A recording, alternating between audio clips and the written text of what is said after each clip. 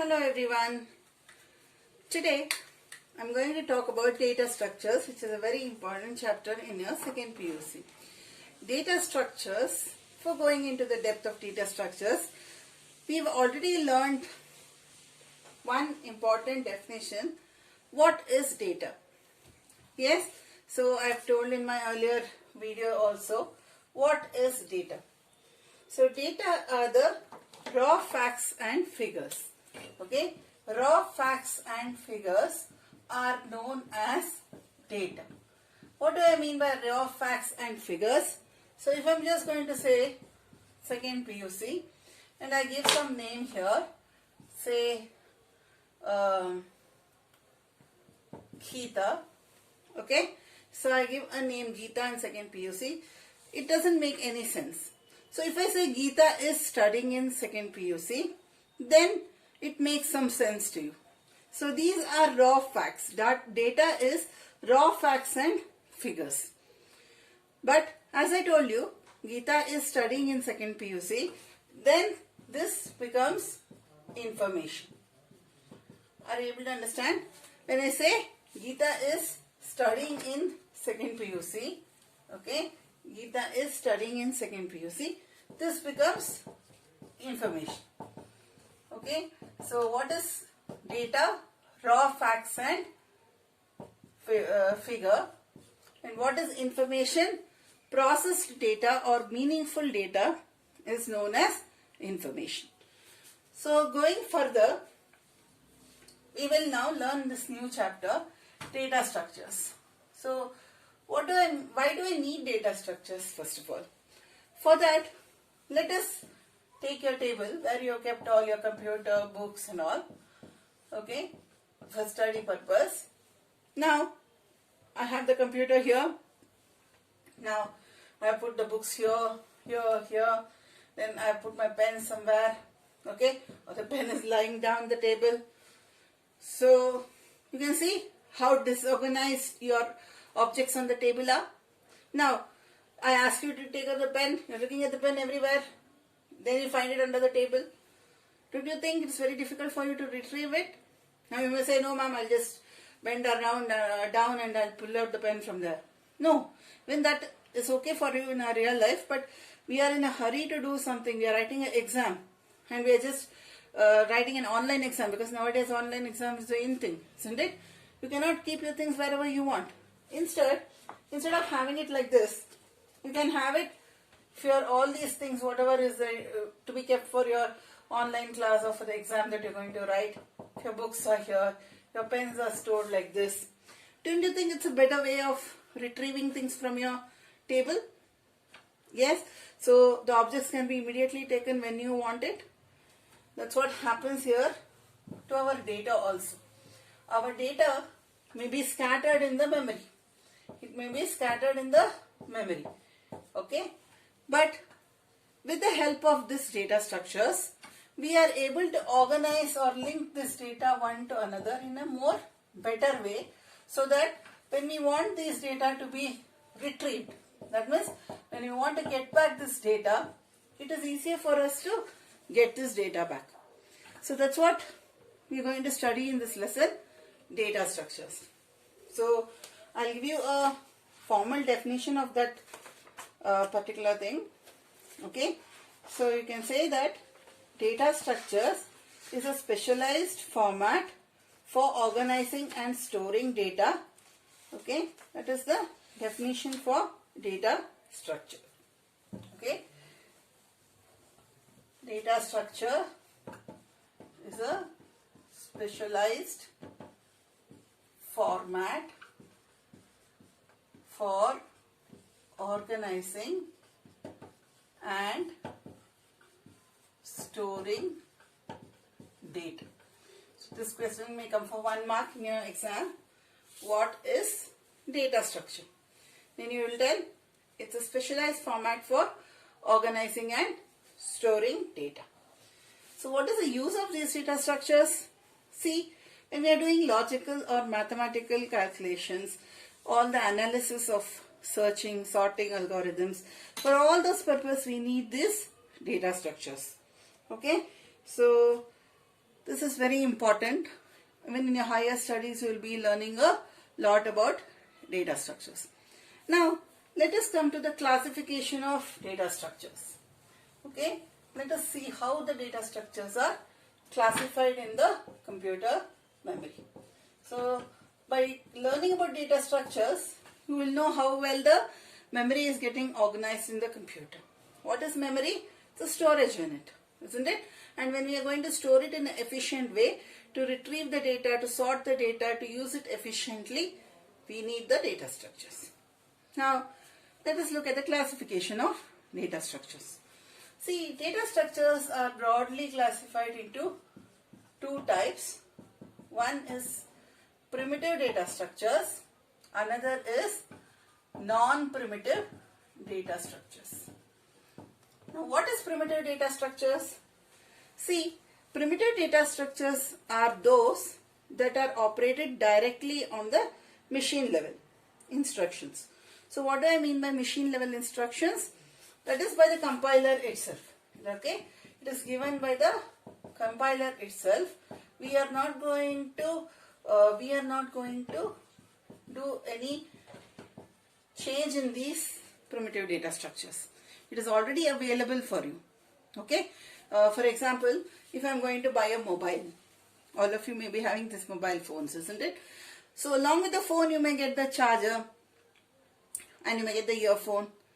But if you want to add on the tempered glass, you want to put on the mobile cover, then you have to add more things. You have to buy outside the accessories, isn't it? But the charger is available along with the mobile. Like that, the primitive data structures are already available to you. You are just going to take them and use them in your programs.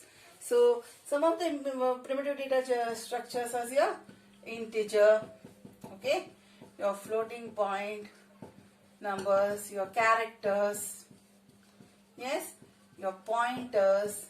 These all come under what? Primitive data structures. So, if they ask in the exam, what you should say? Data structures that are directly operated by the machine level instructions are known as primitive data structures. What are the examples for them? Integer, float. Okay, float is also known as what? Real. Okay, floating point or real. Character, data, pointer, reference data. They are all primitive data structures. This is clear. Now, we are going to the non-primitive data structures. Since the space is limited here, I am going to put this other side, okay, so that I can explain this in a more better way. So, this here, okay, primitive data structures, int, char, float, pointer, etc. Okay. Now let us look at the non-primitive data structure. So I'll take the same example of the mobile phone. So mobile phone is coming with accessories. There are primitive data structures. They are available there with your machine. But whatever I'm going to add on to my mobile phone. For example, if earphone is not available, I'll buy a new earphone. Or I may buy a new tempered glass. I may buy a SD card to add more memory. So all that is you are using the base, that is the mobile phone, and to that we are adding more stuff. Like that, the non-primitive data structures are those which are made using the primitive data structures. Is that clear? So, using the primitive data structures, we are creating the non-primitive data structures. That's why they are known as non-primitive data structures. So, now here also there is classification which you need to remember. So, non-primitive data structures are divided into three types. One is arrays, second is list, and third is files. Okay, so arrays, you would have already read in your first PU what are arrays, isn't it? Arrays are a collection of homogeneous elements with a common name. So those are arrays, but again we are going to learn the operations on arrays and algorithms on this arrays data structure in this lesson.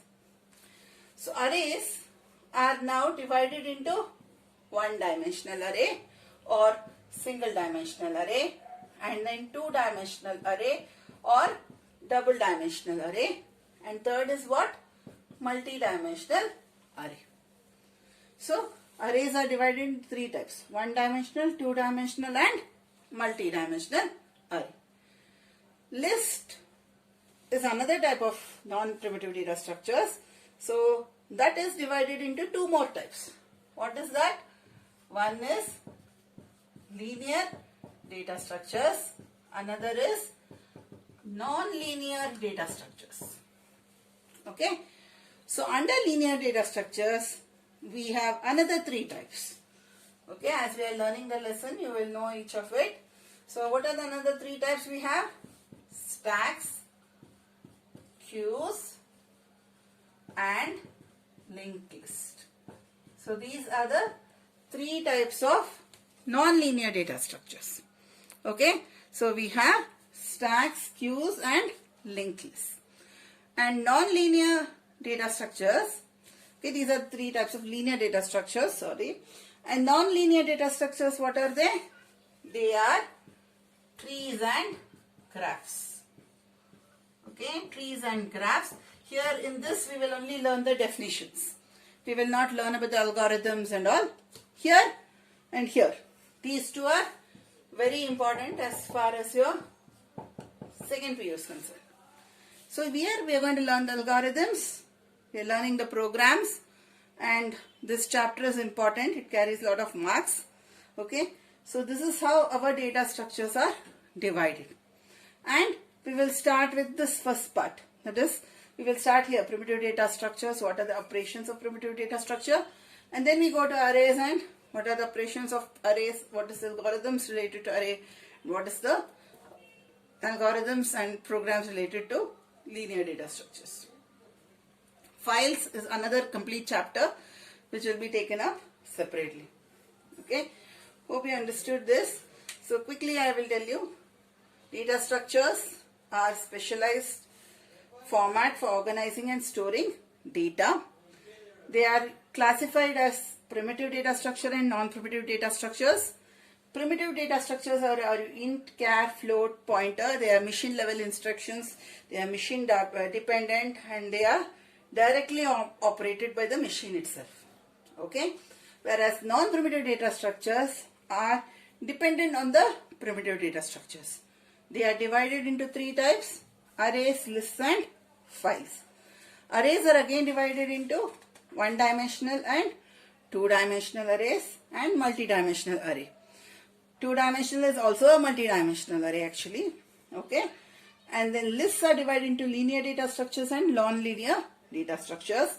Linear data structures are stacks, queues, and linked lists. And non-linear data structures are your trees and graphs.